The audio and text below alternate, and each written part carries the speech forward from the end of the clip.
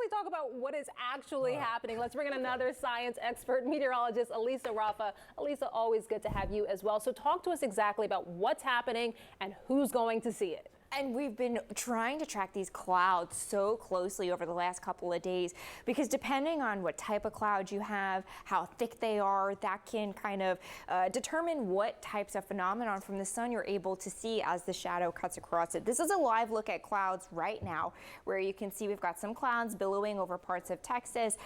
There's some clearer skies in Arkansas. We have some clearing just south there of the Great Lakes, and then another slit of clouds there going over areas like Rochester, Buffalo, Niagara Falls. They're in that path of totality. And then we have some clear skies up in New England. So we're going to be watching this cloud by cloud as we go through the next couple of hours to really just see who's going to have that most perfect view. And of course, on a day like today, we didn't want to see this, but we do have a storm system that's developing with a severe threat. So we are looking at hail to the size of softballs possible in parts of Texas.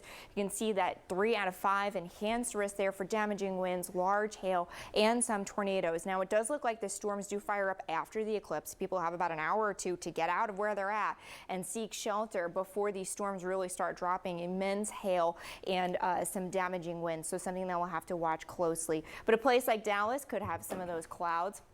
Through 3, 4 o'clock, we're looking at some mostly cloudy skies. A place like Indianapolis does have some clearer conditions when they hit their totality around 3:06. Those clearer skies will let you see some of those cooler things, those phenomenons around the sun. Now, something also cool that will happen is the temperatures will dip as the shadow from the moon cuts across the sun. It kind of cuts off the sun's energy for a little bit, and the temperatures will drop. Look at the temperature forecasted to drop in Carbondale and Indianapolis, where we'll have some brief cooling there. Really cool.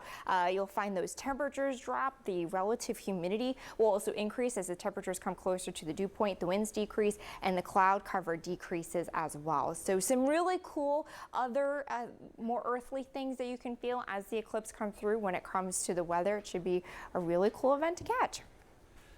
This issue of if there are clouds, it'll still get darker, won't it? Absolutely. So you'll still feel the darkness. What the clouds will kind of do is your ability to see some of the other things like the corona or the Bailey's beads. You know, maybe you won't be able to see that as clearly if a cloud cuts across at that exact time. But the darkness is a surefire thing if you're in that path of totality. You'll get that with the temperature drop and all of this in that path.